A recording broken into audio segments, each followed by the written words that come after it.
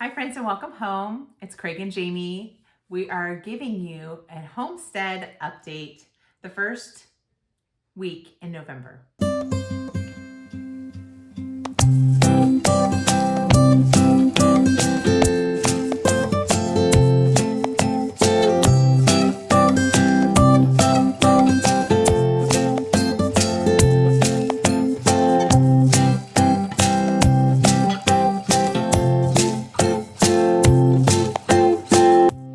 So we have recently been planting the garlic in the garden. We have been getting all of our beds ready for winter, cleaning them all up, getting new compost down and mulching on top. That's taking a little bit of time.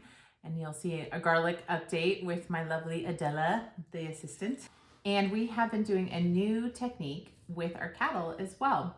So we have 2 cows. They are milk and Angus breed, Lucy and Ethel.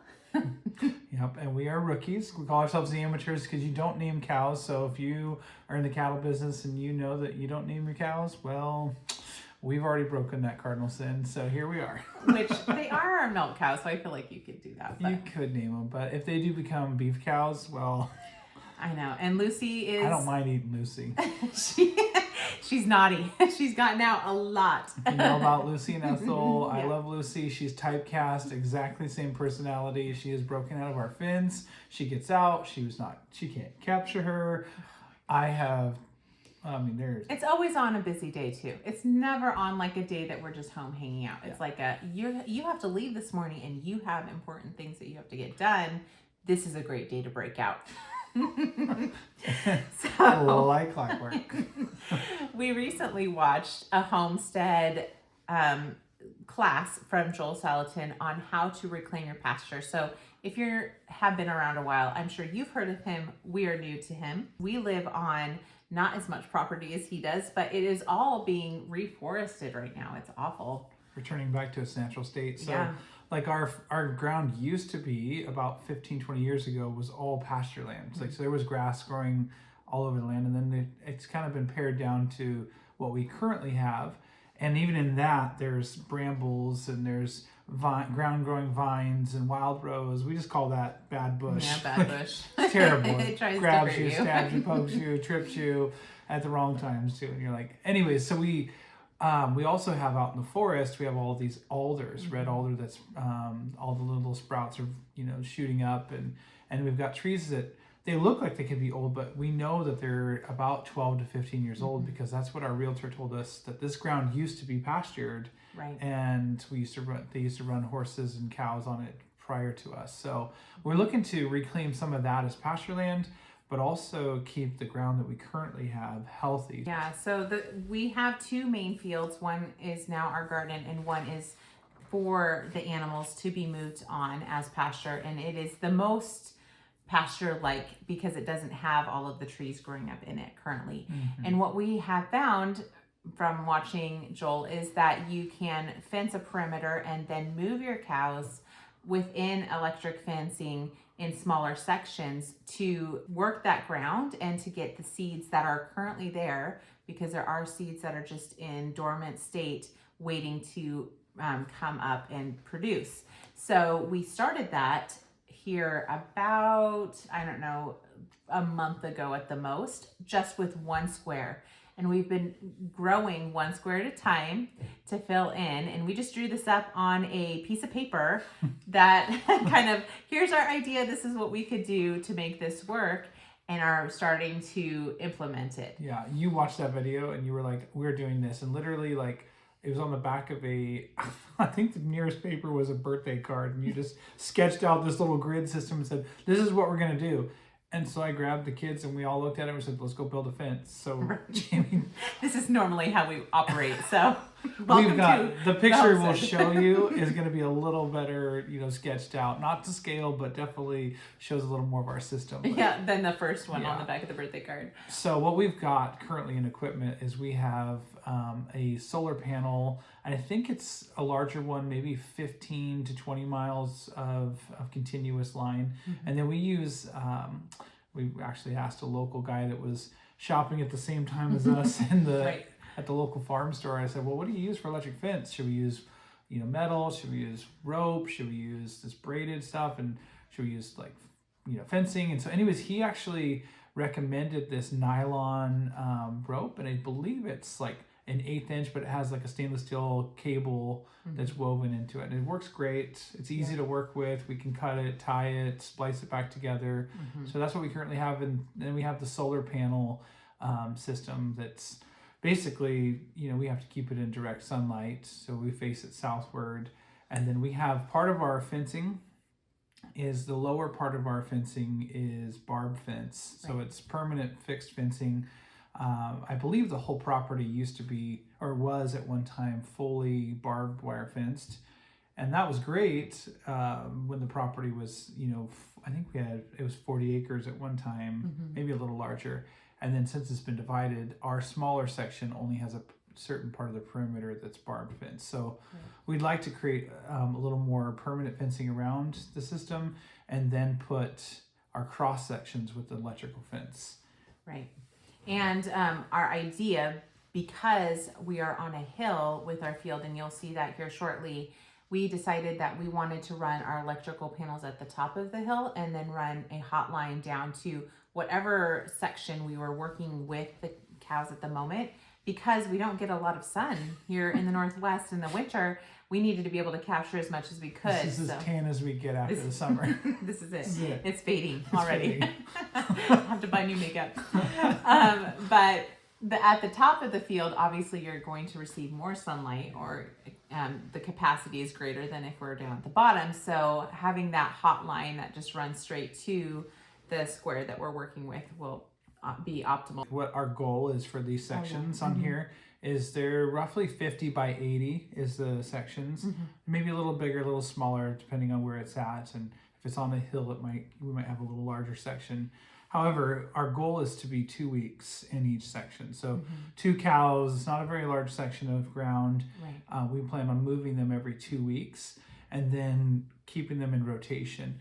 And you'll see on the paper, on our little map here, that the goal would be, we're started actually in sections 7, 8, and 9. And then we're gonna move up to 6, 5, 4, and then we'll go up to 1, 2, 3. And that'll take us to roughly, I wanna say mid-December, maybe the beginning of the year, when the snow and the grass is gonna be pretty much done by then anyways. And then we'll move them up to the upper fenced areas, and we have a little enclosure that we'll keep the cows in, and we'll begin to feed them hay. Right. So we wanted them closer so that moving them in the winter wasn't as cumbersome. So from the bottom of the hill with a lot of snow, that would be a little bit more difficult, and getting them the hay and things like that would be difficult. Sometimes we get snow as early as November. Here we are. Yeah, it's Here we November. are. We'll pass on the snow. Right. And then come in spring, once the frost has left us, we will start rotating them again with meat chickens to follow. So that's our next goal. We've done 1 round of meat chickens. We want to improve our system because we are the amateurs. And explain a little bit of that, because I think that's kind of an intriguing idea if it works. Like, what our plan is when we get back to the warmer months, when we do meat chickens again. So with the meat chickens, or any chickens in general, they are breaking up the manure. They're eating all the flies that the manure produces. The larvae. The larvae that the flies grow in the manure, and with them eating it, they will help, first of all, get rid of more flies, which our cows would really appreciate.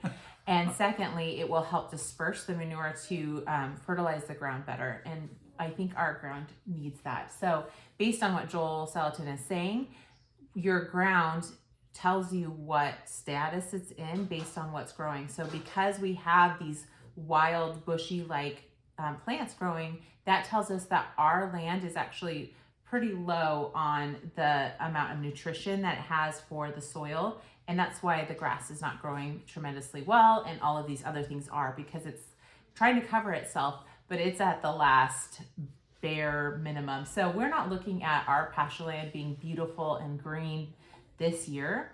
We're looking at a few years probably of it being perfect and well manicured. But our goal is to be regenerative in restoring the land, and letting nature do its course with as much assistance as we can give it, and on a small budget if possible. Yeah. We don't have a lot of extra to be doing what we're doing, and so we're trying to just work with what we have and allow the animals to work the land for us. So that will be what comes up in the spring. We do have egg-laying birds, I should say. We just don't want to move them right now because we have a lot of birds of prey in the area, and we have a lot of wild animals like bear, cougars, bobcats. Everything loves chicken, right? Everything. I love it. I love it too. But we don't have a guardian livestock dog. That's on our list of desires that we just haven't obtained yet. But without that guardian livestock dog, I don't feel comfortable sending them that far down the hill. I don't know about you, but anything and everything is going to want to eat them down there. So we'd rather keep our egg layers close to us at the moment in their contained area. And then once we get the dog, we'll reassess. Yeah, and we've got to build a couple little more mobile chicken tractors, because we've got one currently that I made this last spring. It was just out of reclaimed stuff or reclaimed materials, and it was it's excellent. just heavy. It's bulky. It's heavy. It worked for what we intended it to do, and but it took 2-3 of us to move it around the yard. Right. So we're looking at creating maybe 1 or 2 chicken tractors and putting 30 or 40 meat birds in there, and then rotating them down the hill, following after the cows, eating up and tilling up that manure, like Jamie was saying. So that'd be our goals for this this next year. I know it seems like maybe not the biggest goals, but it's definitely that process of like, could we reclaim? Could we see even just in these small sections, this ground be regenerated into good pasture land that supplies for our animals? Right, absolutely. So let's go check out the dirt. Yeah, do it. We're here at the top of our field. We're gonna go ahead and walk down and show you what we have so far. But I just wanted to point out how our structure looks. So we have a road that was cut into the hillside, and we will have our main thoroughfare up and down the hill here on the right-hand side. We will just lay down the electric fence to move the cows from one to the next. But this is what we have so far, and we are literally building it as we're flying, building the airplane as we're flying. So we only have a few of our sections so far put up down at the bottom. You will see some of other fence posts and whatnot as we walk probably, and that's because we didn't know about this setup before, and so we had just sectioned off larger chunks of land prior to the class that we had just taken. So let's go ahead and head on down, and we will take a look at what is happening down below. Real quick, here's what our ground looks like. So if we want to look in closely, this is a lot of what's happening. So we have this awful bramble that's going on. Bad bush. We have a lot of just weeds that are growing in. This has obviously been growing up in the middle of the heat, and now it's dying off. But we have a ton of ferns that you can see, and this is just everywhere. This is what everything looks like because it is reforesting. This would be the baseline if you were thinking of forest growing back after a fire. This is the baseline of what grows up first before the trees, and this is what we have here, where it used to be a field and now it is growing back to its natural state, and it's frustrating. Frustrating to maintain and to reclaim. All right, here we are at the bottom of the field. This is section 9, if you remember our map, and so this is where we started our cows out. It was overgrown like you saw up above on the field that we showed you, and they have knocked it down, they mowed it down, and because of the demand of food and wanting to eat a little bit more aggressively since there's not as much space, they definitely were starting to eat down the ferns and stuff, which wasn't their first choice. Their first choice was they scavenged for the grass, and then they started eating the weeds down. Next, we moved them over here. This will be section 8 on our map. They're working this area, and we're getting ready to then move them over to section 7. As you can see, we also have this lovely Scotch broom that the kids and I need to dig up in our spare time. But it'll be fine. So they're doing a great job here. I can see that they've already started working and chewing down some of those things that we don't want to be there, and then we will go ahead and move them on over. We have a pole here right now with the electric fence because we don't have our full system set up, so definitely by winter we'll need to move that up further because we're already losing some of that daylight hours and we don't have as much absorption of energy as we did at the beginning of October when it was still sunny. It was a long summer for us. So we'll move them there, and then the next section will be here and this will be the fourth move from this very moment is where we're standing now. So we will keep rotating them around until we get up to the top and then move them to their winter fields where they'll be able to be bougie and be in their little covered area with hay and whatnot out of the elements. So let us know what you think. Let us know if you have any advice or any ideas. We would love to hear what you think.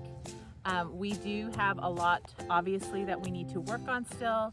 We're still buying and purchasing materials to finish off this project because we are already only here at this section and need to buy more for the next and another solar panel to finish our process. But if you have any input, we'd love to hear from you. Thanks for joining us, and we will see you again next time. Bye.